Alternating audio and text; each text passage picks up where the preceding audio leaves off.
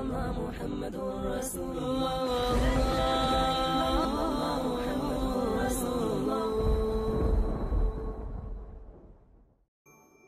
عربها و تمام قبیله های آن منطقه دیگر از پیامبر صلی الله علیه وسلم می ترسیدند، لیکن یهودیان پروایی نداشتند. حتی نقشه های نوی بر ضد پیامبر صلی الله علیه وسلم کشیدند.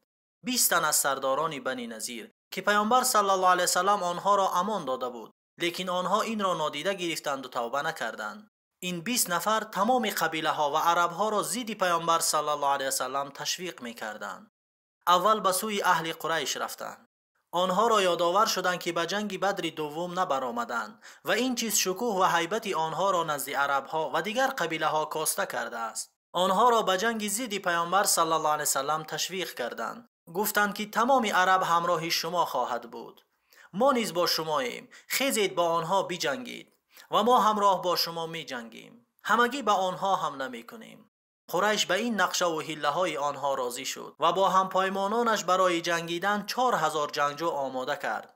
سپس یهودیان به سوی دیگر قبیله ها رفتند. هر قبیله را علاهیده برای جنگ تشویق می کردند.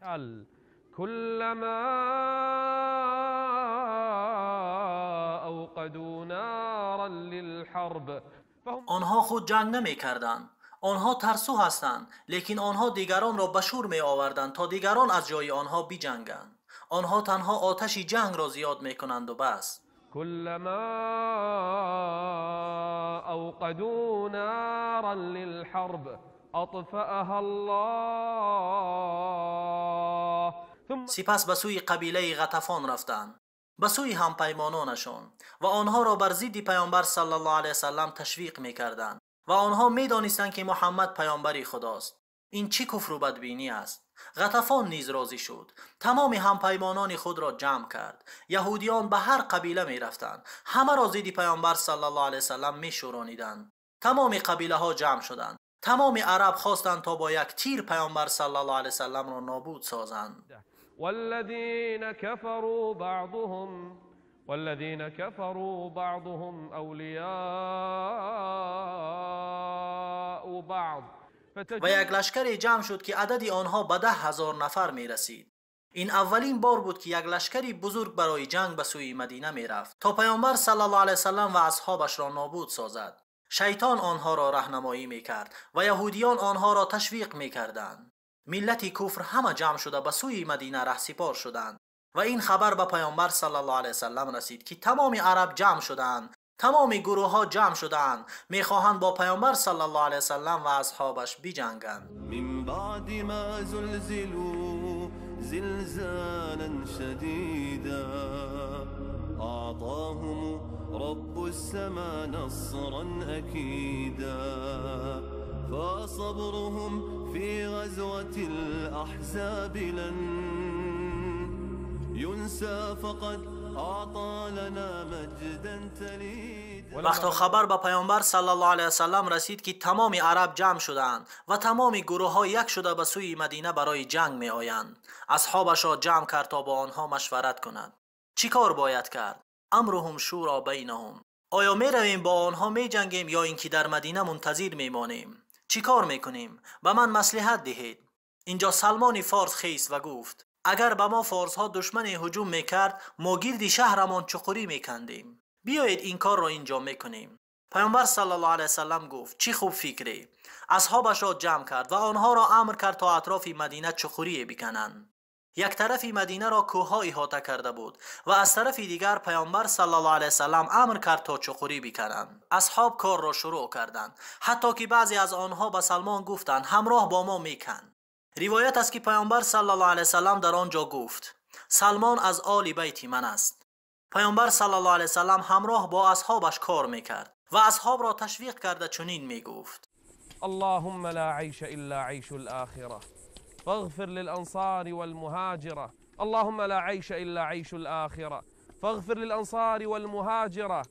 وقتا اصحاب این را دیدند که پیامبر صلی الله علیه وسلم این را میخواند گفتند نحن الذين بايعوا محمدا على الجهاد ما بقينا أبدا. نحن الذين بايعوا محمدا على الجهاد ما بقينا أبدا. این را می گفتند و همدیگر را برای کار تشویق می کردند. همه آنها مشغول کندن بودند. هوا گرم، گرسنگی سخت، با وجود این همه کار می کردند. حتی بعضی از آنها می گفت اللهم لولا الله ما اهتدينا ولا تصدقنا ولا صلينا فأنزلا سكينة علينا وثبت الأقدام إن لاقينا إن الأولى قد بغوا علينا وإن أرادوا فتنة أبينا. این شعر را می خواندند و همدیگر را تشویق می کردند. لیکن گرسنگی سخت شد. حتی بعضی از آنها در شکمش سنگ می بست. اما پیامبر صلی الله علیه وسلم از شدت گرسنگی 2 سنگ را در شکمش بسته بود. گرسنگی و خستگی آنها را فرا گرفته بود و کندن آن چقوری در گرد مدینه هم کاری آسان نبود. وقت هم برای جنگ کم مانده بود. لیکن اصحاب باشد این همه را نگاه نکرده کار می کردند. از شدت گرسنگی جابر ابن عبدالله با پیامبر صلی الله علیه وسلم گفت ای پیامبری خدا، ما در خانه چارپای کشتیم و طعام آماده کردیم که برای من و خودت و چند نفر دیگر می رسد. بیا خانه ما مهمان می شویم ای پیامبری خدا. برای پیامبر صلی الله علیه وسلم طعام آماده کرد که آن به چند نفر دیگر نیز بسنده بود. وقتی پیامبر صلی الله علیه وسلم شنید که اینجا طعامی است که تنها به چند نفر می رسد، در خانه جابر ابن عبدالله گفت ای مردم، همگی به خانه جابر بیایید که او برای شما طعام آماده کرده است. آنجا قریب 3000 نفر بود. جابر گفت چگونه طعام؟ آن طعام برای چند نفر کفایه میکند و خلاص، برای 3000 نفر نیست. لیکن این امر پیامبر صلی الله علیه وسلم است. اصحاب از شدت گرسنگی شتابان به سوی خانه جابر رفتند. پیامبر صلی الله علیه وسلم در آمد گفت آن دیگ در کجاست؟ گفتند این همان دیگ است، تنها به 5-6 نفر میرسد. پیامبر صلی الله علیه وسلم به آن نگاه کرده دعا کرد و در دیگ دمید و به اصحابش گفت بیایید و از آن بگیرید. آن 3000 نفر همگی از آن گرفتند. یکی از اصحاب میگوید وقتا همگی سیر شدند و رفتند، دیدم که آن دیگ از پیشتر دیده زیادتر بود. این یکی از معجزه های پیامبر صلی الله علیه وسلم در آن روز بود. یک زنی آمد، خواهر نعمان ابن بشیر. در وقتی گرسنگی آمد، چند مقدار از خرما با خود داشت. پیامبر صلی الله علیه وسلم با او گفت این چیست؟ گفت خرما است، برای برادر و پدر و تقایم آوردم. پیامبر صلی الله علیه وسلم با او گفت خرماها را به من ده. آنها را روی دسترخوان پهن کرد، سپس دعا کرد و اصحاب را امر کرد تا از آن بگیرند. یکی از صحابگان میگوید آن خرما چنان پر شد که حتی از روی دسترخوان میریخت. به همه اصحاب رسید. معجزه ها آشکار میشد. وقتی که چقوری را میکندند، یک سنگی کلان پیدا شد که آن را شکسته نمیشد. کی اینجا با قوتتر از آنهاست؟ البته که پیامبر صلی الله علیه وسلم. ای پیامبری خدا، چیکار میکنیم با این سنگ؟ گفت زاغنول را به من دهید. زاغنول را دادند. با آن بر سنگ یک ضربه زد و یک علنگه برآمد. به اصحابش گفت الله اکبر، الله اکبر، به من کلیدهای شام داده شد، من قصرها را میبینم. سپس یک ضربه دیگر زد، باز یک آتشکی پرید. گفت الله اکبر، به من سرزمین فارس داده شد، من آن قصرهای مدائن را میبینم. سپس ضربه سیوم را زد و آن سنگ پاره شد. گفت الله اکبر، به من کلید صنعا داده شد، من دری آن را میبینم. اصحاب پیامبر صلی الله علیه وسلم را دیدند که چطور آنها را تشویق میکند، در حالی که آنها این چقوری را میکنند. روز میکندند و شب به خانه هایشان میرفتند و تا سحر استراحت میکردند و برای جنگ آماده میشدند. من بعد ما زلزلوا زلزالا شديدا أعطاهم رب السماء نصرا أكيدا فصبرهم في غزوة الأحزاب لن ينسى فقد أعطى لنا مجدا تليدا فصبرهم في غزوة الأحزاب لن ينسى فقد أعطى لنا مجدا تليدا.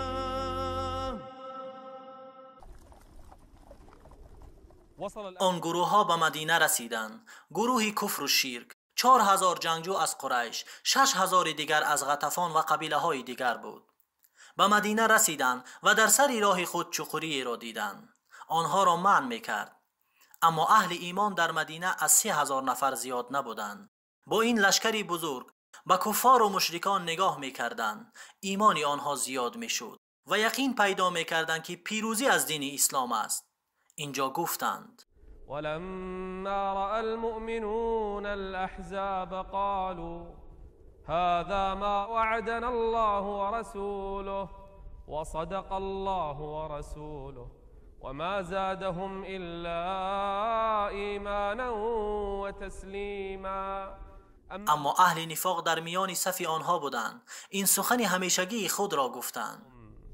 وإذ يقول المنافقون والذين في قلوبهم مرض ما وعدنا الله ورسوله إلا غرورا. ترس در آنها زیاد می شد. لشکر کفر خیلی بزرگ بود، اما لشکر مسلمان با وجود کم بودنشان استوار بودند و صبر می کردند.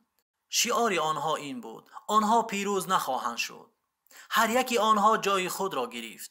وقتا که لشکر کفر آن چقری را دیدند گفتند این حیله است که عرب آن را ندیده است.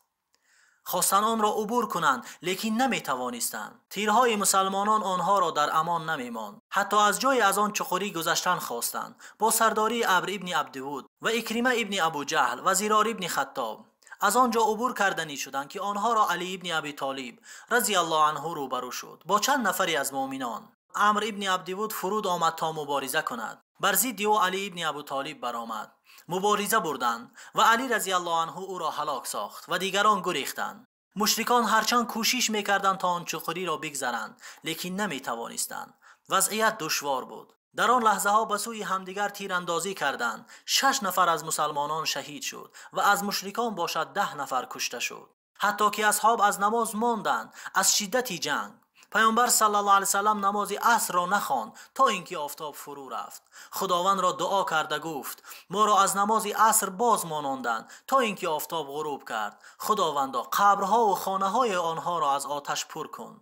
کی این فرصت را غنیمت دانست؟ سرداری بنی نظیر، کسی که این گروه ها را تشویق کرده بود. حوی ابن اخطب به مدینه درآمد و به نزد بنی قریظه رفت. یک گروه از یهودیان که در عهد خود با پیامبر صلی الله علیه وسلم ایستاده بودند به نزد پیشوای آنها کعب ابن اسد رفت. در را کوفت، کسی درش را نکشاد.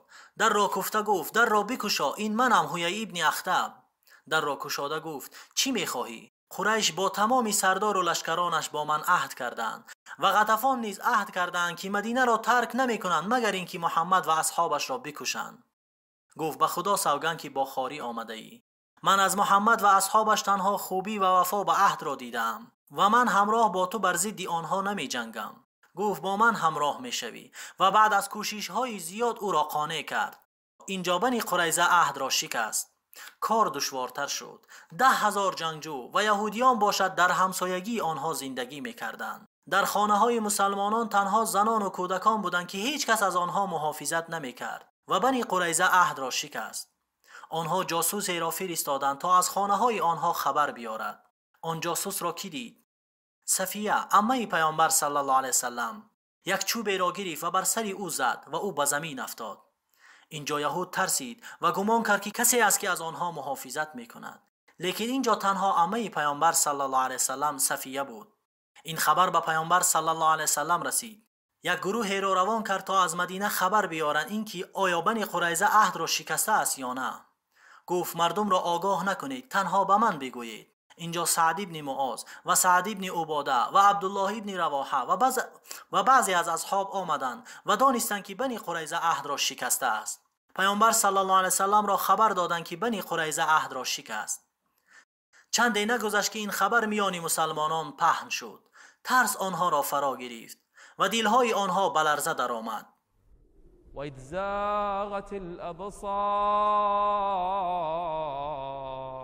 وبلغت القلوب الحناجر وتظنون بالله الظنونا هنالك ابتلي المؤمنون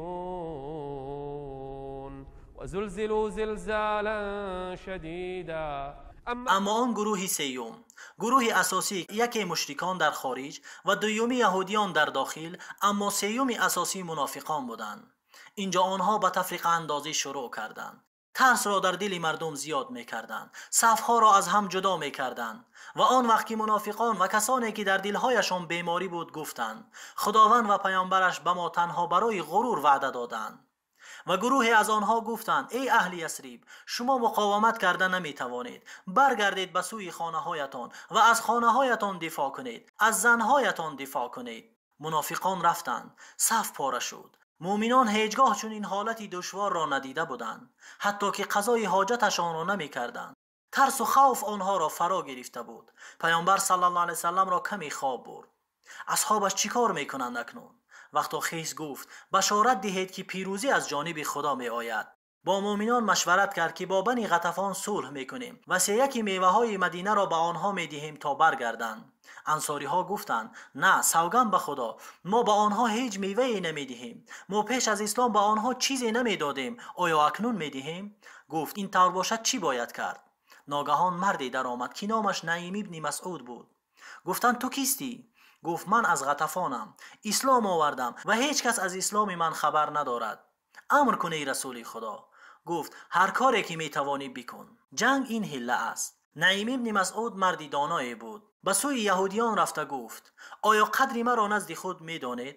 آیا میدانید که من دائم شما را نصیحت میکنم؟ گفتند آره، میشناسیم تو را ای نعیم.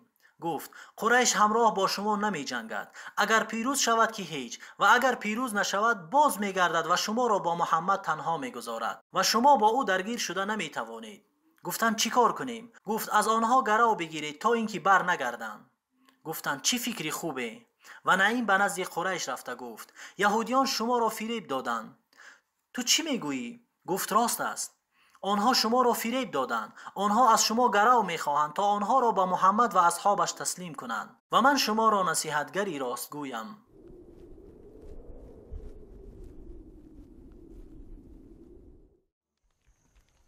وقتا شبی شنبه در آمد، قریش یکی را به نزد یهودیان فرستادند و گفتند ما در اینجا نمیمانیم، شما خیزید و با محمد و اصحابش بجنگید. اینجا هر گروه به همدیگر شک میکردند. یهودیان به اهل قریش گفتند میدانید که شب شنبه جنگ برای ما حرام است و ما همراه با شما نمی جنگیم تا اینکه برای ما گروگانی بدهید. وقتی که قریش این را شنید گفت به خدا سوگند که نعیم راست گفت، به خدا سوگند که نعیم راست گفت. به یهودیان گفتند ما هیچگاه برای شما گروگان نمی فرستیم، خیزید همراه با ما بجنگید. وقتی یهودیان این خبر را شنیدند گفتند به خدا سوگند که نعیم راست گفت. قریش ما را فریب داد. هر گروه یکدیگر را مقصر می دانستند. بین آنها جدایی آمد. این نقشه نعیم برار گرفت. ترس در میان صفهای آنها پیدا شد. اینجا هر گروه عهدهای را که میانشان بود شکستند. این اولین پیروزی است. اما مسلمانان در اردوگاه خود دستها را برداشتند و آن شب دعا کردند. از خداوند ذوالجلال کمک می‌خواستند. میگفتند اللهم استر عوراتنا و آمن روعاتنا. اینجا پیامبر صلی الله علیه وسلم در آن شب قیام کرده دستها را به سوی آسمان برداشته میگفت اللهم منزل الكتاب، اللهم سريع الحساب، اللهم اهزم الأحزاب، اللهم اهزمهم وزلزلهم إذ تستغيثون ربكم فاستجاب لكم. دعایشان نزد خداوند قبول شد. در آن شب خداوند یکی از لشکرهایش را روان کرد. چی لشکر؟ شمال را. یک شمالی سخت، یک شمالی خنک. این شمال به صفهای مشرکان وزید و خیمه های آنها را از بیخ کند، دیگ های آنها را چپه کرد. خیمه هایشان در آسمان پرواز می کردند. دل های مردم را ترس فرا گرفت. یا ایها الذین آمنوا اذکروا نعمت الله علیکم اذ جاءتكم جنود فارسلنا عليهم ريحا. لشکری از لشکریان خدا. در آن شب شمالی سخت و خنوکی بود. اذ فارسلنا عليهم ريحا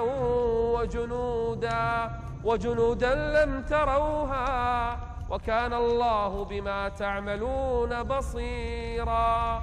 شمال آمد و صفهای مشرکان را پراکنده کرد و این محاصره قریب 1 ماه دوام کرد. کسی نمیدانست که آن طرفی چخوری چی گپ است. پیامبر صلی الله علیه وسلم اصحابش را جمع کرده گفت آیا مردی هست که برای من خبری آن قوم را بیارد و آن شخص همراه من در روز قیامت خواهد بود؟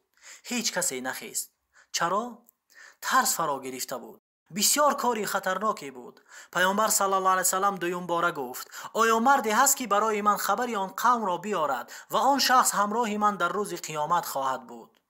باری سوم گفت: آیا مردی هست که برای من خبری آن قوم را بیارد و آن شخص همراه من در روز قیامت خواهد بود؟ ترس همه را فرا گرفته بود. ترس دلها را به لرزه در آورده بود. اینجا پیامبر صلی الله علیه وسلم به سوی نویسنده سیرش، به سوی حذیفه نگاه کرده گفت: ای حذیفه، خیز و از آن قوم به ما خبر بیار. حذیفه اکنون علاج نداشت. این امر خاص به او داده شد. گفت: خیز و از آن قوم به ما خبر بیار و کاری دیگری نکن، تنها خبر را بیار. حذیفه قانع شد، از خندق عبور کرد و بین صفهای مشرکان درآمد. آنها بر حال خود آواره بودند. شبی بسیار خنوکی بود، شمالی سخت و شبی بسیار تاریک بود. حذیفه میان صفهای آنها درآمد. میگوید: به هر سو نگاه میکردم، با این قوم چی رخ داده ایستاده است؟ خیمه ها پرواز میکردند، دیگ ها چپه میشد، مردم را ترس در دلهایشان فرا گرفت. به مردم نگاه میکردم، میان آنها ابو سفیان را دیدم، سرداری آنها. او پشتش را به سوی آتش داشته گرم میشد. تیر را گرفته در نیزه خود گذاشتم. او در نزدیکی من بود. مردم همه از پی کار خود بودند. میگوید: قسم به خدا اگر او را با نیزه میزدم او را میکشتم. یک تیر میزدم کار سردار مشرکان تمام میشد. لیکن وصیت پیامبر صلی الله علیه وسلم به یادم آمد که گفت: تنها خبر بیار، دیگر هیچ کاری نکن. وقتا این وصیت را به یاد آوردم، این کار را ترک کردم. سپس به نزد پیامبر صلی الله علیه وسلم آمدم. پیامبر صلی الله علیه وسلم مرا از خبرها پرسید. برایش بشارت دادم و ابو سفیان به مردم گفت: ای مردم، من به مکه باز میگردم، هر کی میخواهد با من برگردد.